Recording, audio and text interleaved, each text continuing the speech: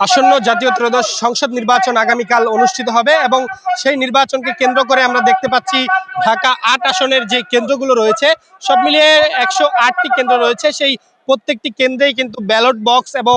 যে নির্বাচনী সরঞ্জাম সেগুলো কিন্তু ইতোমধ্যে বিতরণ শুরু হয়েছে এবং প্রত্যেকটি কেন্দ্রে কর্তব্যরত যারা রয়েছেন তারা কিন্তু তাদের নিজ নিজ কেন্দ্রের যে সরঞ্জাম সেগুলো কিন্তু বুঝে নিচ্ছেন। দর্শক একটু জানিয়ে রাখবো, আগামীকাল যে জাতীয় ত্রয়োদশ সংসদ নির্বাচন সেই নির্বাচনে কিন্তু ৯ লাখের অধিক আইন শৃঙ্খলা বাহিনী মোতায়েন করা হয়েছে এবং বলা চলে যে ৪০,০০০-এরও বেশি কেন্দ্রে কিন্তু এই যে নির্বাচন অর্থাৎ নির্বাচনের যে ভোট গ্রহণ সেটি কিন্তু অনুষ্ঠিত হবে। আমরা ইতোমধ্যেই দেখতে পাচ্ছি যে সকাল থেকেই আজকে রাজধানী এবং দেশের প্রত্যেকটি অঞ্চলেই কিন্তু যে কেন্দ্রীয় নির্বাচনী অর্থাৎ জাতীয় ত্রয়োদশ সংসদ নির্বাচনে যে নির্বাচনের সরঞ্জাম এবং ব্যালট বক্স সেগুলো কিন্তু বিতরণ শুরু হয়েছে আজকে থেকেই এবং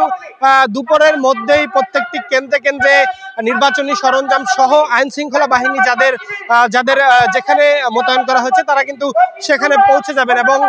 রাতে তারা সেখানে অবস্থান করবেন এবং আগামীকাল প্রথম প্রহর থেকে অর্থাৎ সকাল ৭টা থেকে কিন্তু ভোট গ্রহণ শুরু হবে, বিকাল ৫টা পর্যন্ত চলবে। সেটিকে কেন্দ্র করেই আমরা দেখতে পাচ্ছি এই যে বর্তমান পরিস্থিতি সেটি। দর্শক একই সঙ্গে জানিয়ে রাখবো যে নির্বাচনকে কেন্দ্র করে রাজধানীতে বিভিন্ন জায়গায় বিশৃঙ্খলা সৃষ্টি হওয়ার যেই সম্ভাবনা রয়েছে সেটিকে উপেক্ষা করতেই আইন শৃঙ্খলা বাহিনী এবং র্যাব কর্মকর্তা যারা রয়েছে তারা কিন্তু বিভিন্ন স্থানে তারা অভিযান পরিচালনা করছে। আমরা দেখতে পাচ্ছি গতকাল থেকেই রাজধানীতে আইন শৃঙ্খলা বাহিনী পুলিশ সদস্য যারা রয়েছে তারা কিন্তু বিশেষ তল্লাশি অভিযান পরিচালনা করেছে এবং গতকাল রাতেও কিন্তু সেনাবাহিনী তারা অভিযান পরিচালনা করেছে এবং আজকে এবং আগামীকালকে পুরো ২ দিন জুড়েই কিন্তু আইন শৃঙ্খলা নিরাপত্তা জোরদার করা হয়েছে এবং একই সঙ্গে আপনাদের জানিয়ে রাখবো